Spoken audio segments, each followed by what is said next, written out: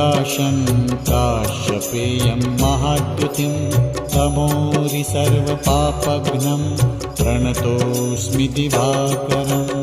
ॐ ह्रां ह्रीं ह्रौं स्वः सूर्याय नमः।